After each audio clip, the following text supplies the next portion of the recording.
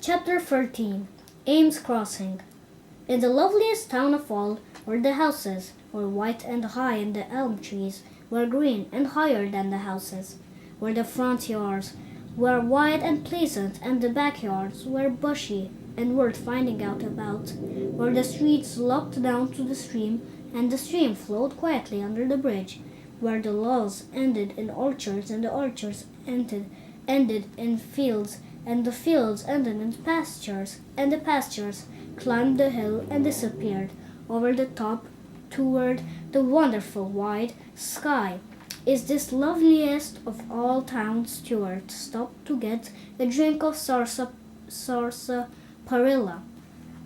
Parking his car in front of the general store, he stepped out, and the sun felt so good that he sat down on the porch for a few moments to enjoy the feeling of being in a new place on a fine day.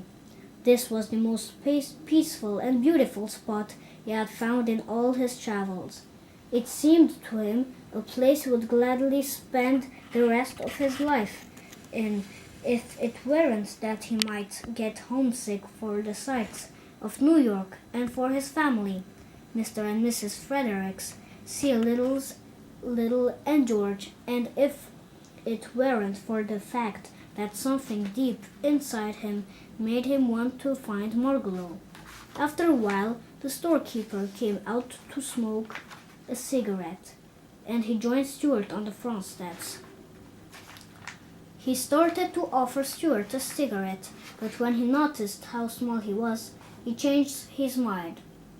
"Have you any sarsaparilla in your store?" asked Stuart. "I've got a ruinous thirst." "Certainly," said the storekeeper. "Gallons of it. Sarsaparilla, root beer, birch beer, ginger ale, moxie, lemon soda, Coca-Cola, Pepsi-Cola, Dipsy-Cola, Pepsi-Cola, Popsy-Cola, and raspberry cream tonic. Anything you want." "Let me have a bottle of sarsaparilla, please," said Stuart, "and a paper cut." The storekeeper went back into the store and returned with the drink.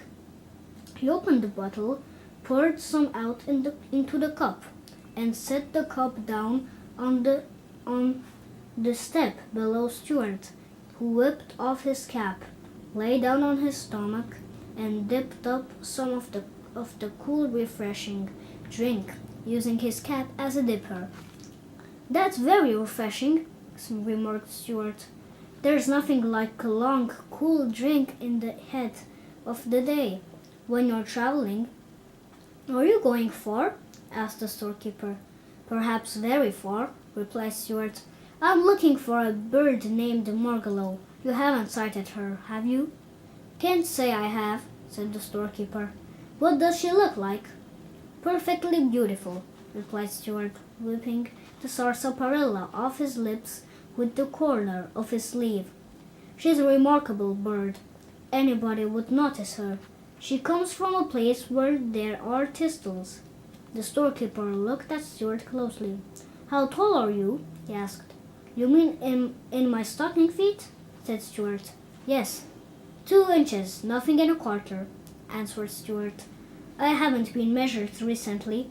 However, I may have shot up a bit." "You know," said the storekeeper thoughtfully, "there's somebody in this town you really ought to meet." "Who's that?" asked Stuart, yawning. "Harriet Ames," said the storekeeper.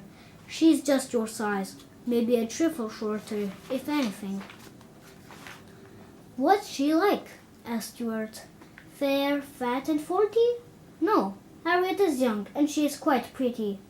She is considered one of the best-dressed girls in this town, too. All her clothes are tailored specially for her." "That's so," remarked Stuart. "Yes, Harriet's quite a girl. Her people, the Amses, are rather prominent in this town. One of her ancestors used to be the fireman here in the Revolutionary days. He would carry anybody across the stream. He didn't care whether they were British soldiers or American soldiers, as long as they paid their fare. I guess he did pretty well. Anyway, the Amises had always plenty of money. They live in a big house with a lot of servants. I know Harriet would be very much interested to meet you." "That's very kind of you," replied Stuart, "but I'm not much of a society man these days. Too much on the move. I never stay long anywhere. I blow into the town and blow right out again. Here today, gone tomorrow. A will-o'-the wisp. The highways and byways are where you'll find me, always looking for Margalo. Sometimes I feel that I'm quite near to her and that she's just around the turn of the road. Other times I feel that I'll never find her and never hear her voice again. Which reminds me, it's time I was on my way." Stuart paid for his drink, said goodbye to the storekeeper, and drove off. But Amos Crossing seemed like the finest town he had ever known, and before he reached the end of the main street, he swerved sharp left, turned off onto a dirt road, and drove down to a quiet spot on the bank of the river. That afternoon he swam and lay on his back on the mossy bank, his hands crossed under his head, his thoughts returning to the conversation he had with the storekeeper. "Harriet Ames," he murmured. Evening came, and Stuart still lingered by the stream. He ate a light supper of a cheese sandwich and a drink of water, and slept that night in the warm grass, with the sound of the stream in his ears. In the morning, the sun rose warm and bright, and Stuart slipped into the river again for an early dip. After breakfast, he left his car hidden under a skunk cabbage leaf and walked up to the post office. While he was filling his fountain pen from the public inkwell, he happened to glance toward the door, and what he saw startled him so that he almost lost his balance and fell into the ink. A girl about 2 inches high had entered and was crossing the floor toward the mailboxes. She wore sports clothes and walked with her head held high. In her hair was a stamen from a flower. Stuart began to tremble from excitement. "Must be the Amos girl," he said to himself, and kept out of sight behind the inkwell as he watched her open her mailbox. It was about a quarter of an inch wide, and pull out her letters. The storekeeper had told the truth. Harriet was pretty, and of course she was the only girl Stuart had ever encountered who wasn't miles and miles taller than he was.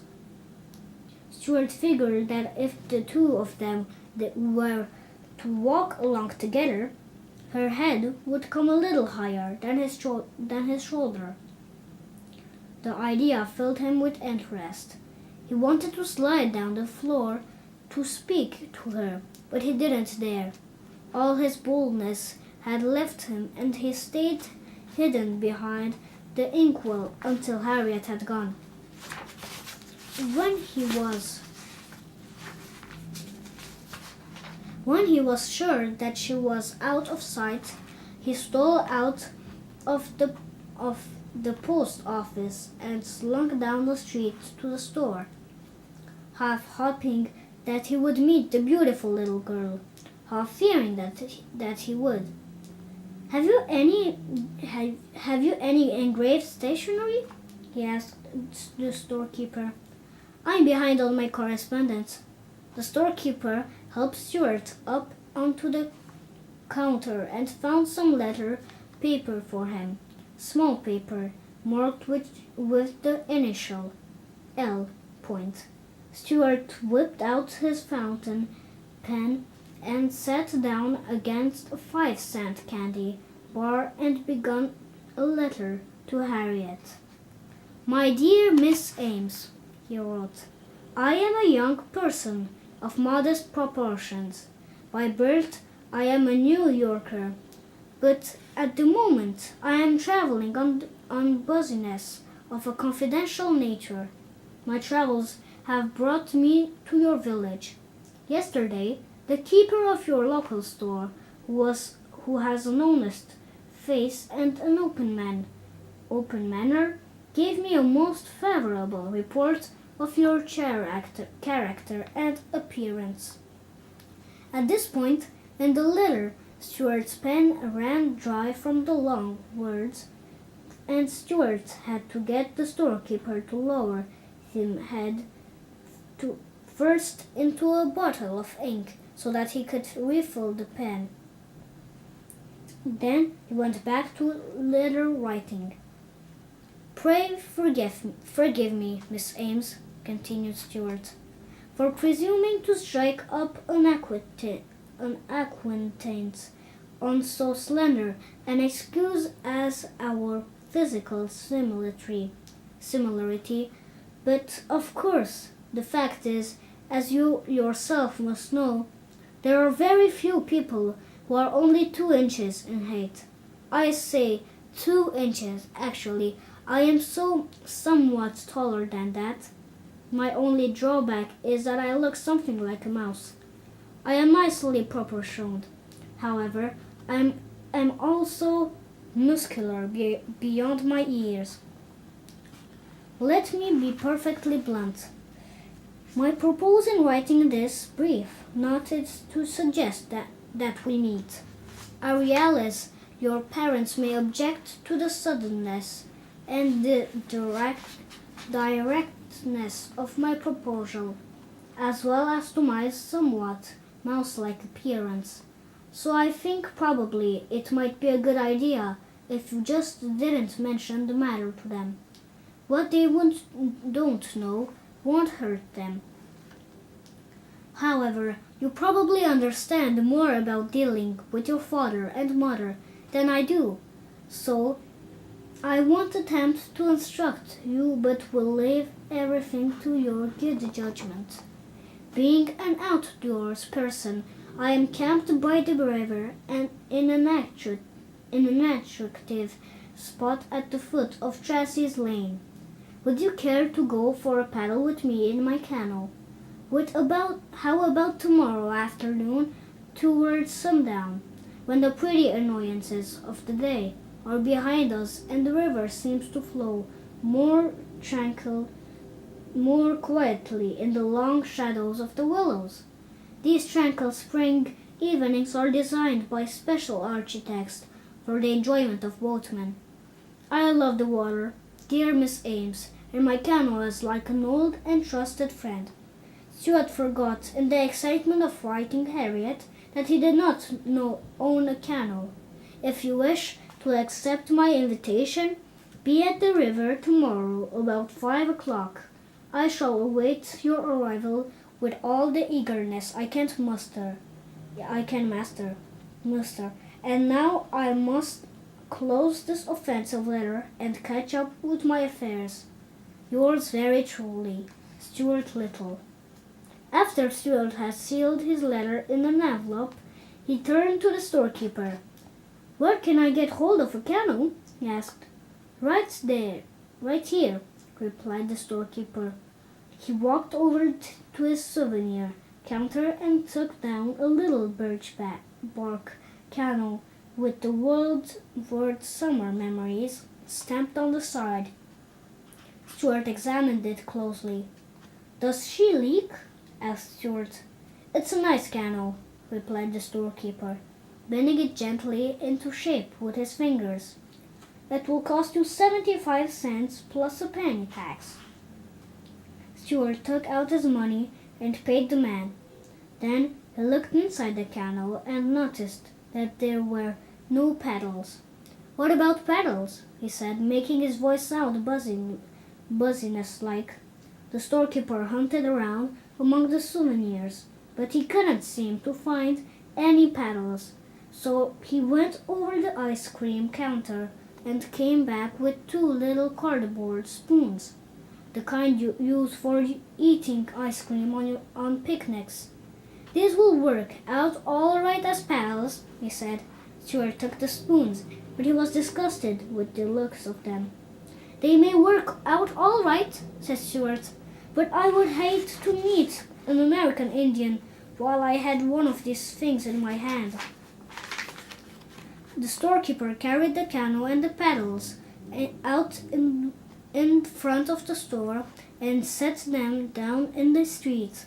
He wondered what this tiny boatman would do next, but Stuart never hesitated.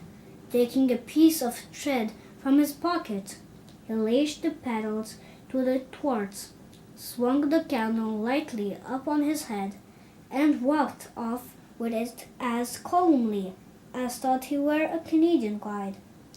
He was very proud of his ability with boats and he liked to show off. This was the end of the chapter 14.